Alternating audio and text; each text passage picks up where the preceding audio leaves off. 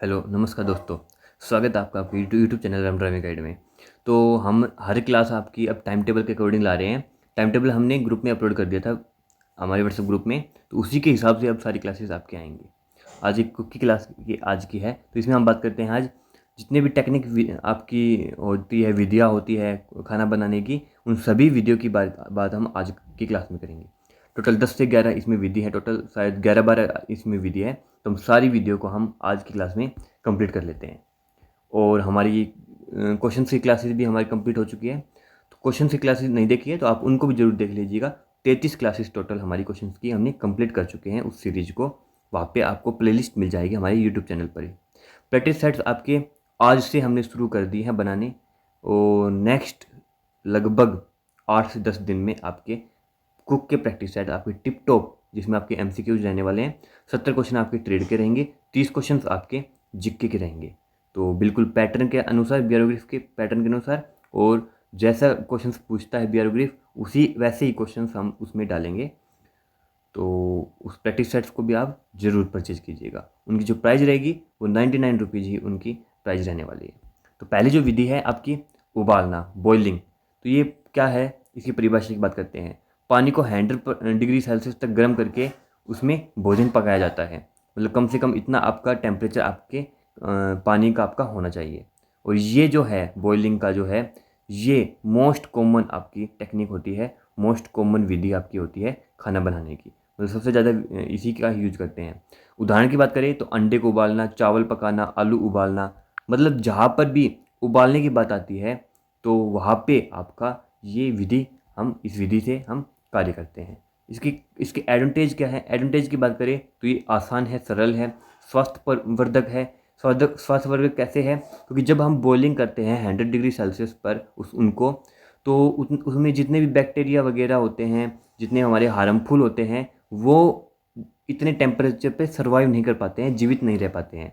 तो जब इतने टेम्परेचर हो जाता है हमारे पानी का तो वो मर जाते हैं। तो जिससे हमारे हेल्थ पे भी वो फिर हम स्वस्थ रहते हैं।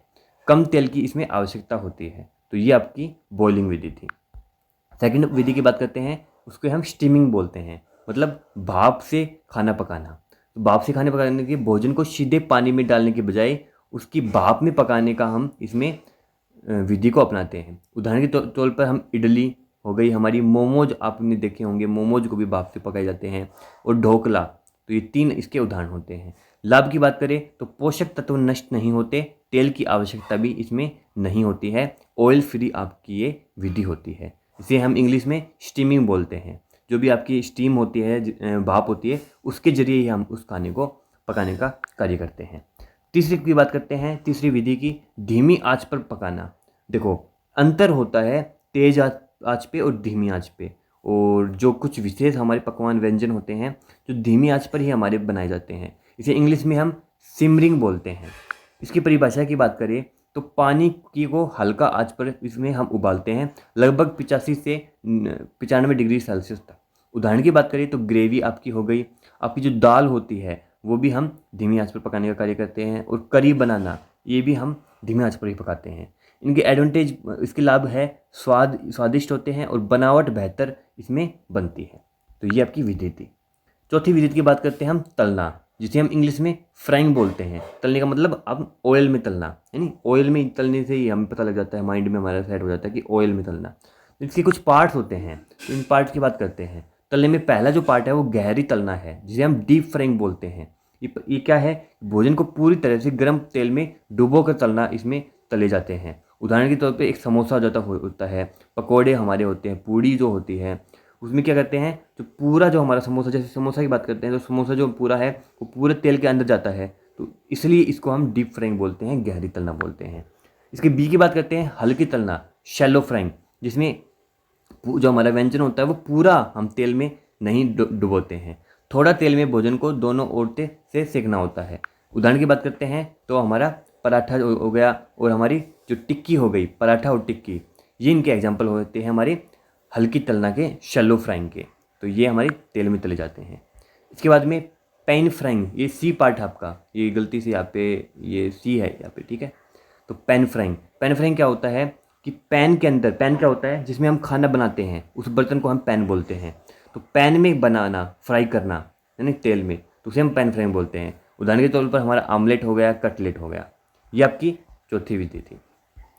इसके बाद हम कहते हैं पांचवी विधि, सेकना। यानी किसी भी चीज़ को सेकते हैं, जैसे रोटियों को सेकते हैं, यानी हमारे जो केक बनते हैं उनको सेकते हैं, जो पिज्ज़ा हमारा होता है उनको सेकने का कार्य करते हैं। मतलब वो आज के कांटेक्ट में आके उसको, मतलब एक हाई टेम्परेचर के जरिए हम उसको बनाने का कार्य करते हैं। इसको इंग्लिश में हम बेकिंग बोलते हैं। तो परिभाषा की बात करते हैं, ओवन या तंदूर में शुष्क गर्मी से भोजन पकाना।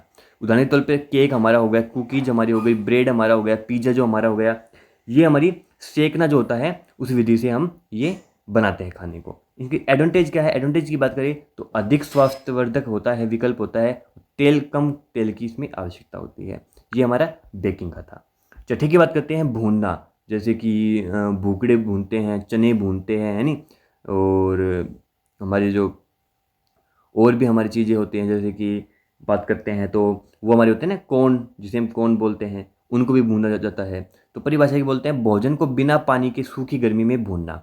उदाहरण के तौर पे भुना हुआ पापड़, भुना चना और तंदूरी रोटी इनके एग्जाम्पल होते हैं। और इनकी एडवांटेज की बात करें तो स्वादिष्ट और कुरकुरे से, मतलब क्रिप्सी क्रिप्सी ये हमारी बनती है। ये हमारी छठी विधि थी। सातवीं विधि की बात करते हैं, ग्रिलिंग। ग्रिलिंग क्या होता है? भोजन को गर्म लोहे या चारकोल पर तेज आंच से पकाना। मतलब ज़्यादा उसको हीट देना, बिल्कुल गर्म उसको कर देना, किसी भी गर्म लोहे के ऊपर या फिर चारकोल के ऊपर। उदाहरण की बात करते हैं तो ग्रिल्ड चिकन, ग्रिल्ड सैंडविच, ये हम ग्रिलिंग के मदद से इनको हम पकाने का कार्य करते हैं। इसकी लाभ है, कम वसा होती है और स्वादिष्ट ये बनते हैं। ये इनके एडवांटेज हो गई। आठवीं विधि की बात करते हैं तो आठवीं विधि हमारे साते करना, जिसे हम सेचुरिंग बोलते हैं। हल्के तेल में सब्जियों को तेज आंच पर हिलाते हुए पकाना।